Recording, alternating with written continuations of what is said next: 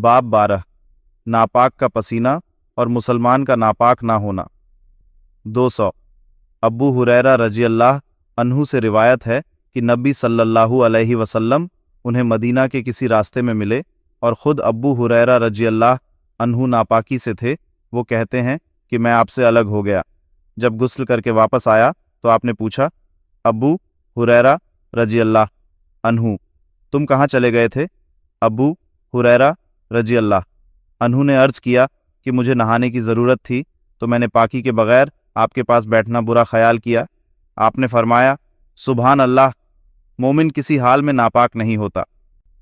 فائدے: اس حدیث سے پسینے کے پاک ہونے کا ثبوت ملتا ہے کہ جب بدن پاک ہے تو جو بدن سے نکلے اسے بھی پاک ہونا چاہیے۔ یاد رہے کہ ناپاک کی گندگی حکمی ہے اور کافر کی اعتقادی۔ جب تک بدن پر کوئی حقیقی گندگی نہ ہو، ناپاک نہیں ہوتا۔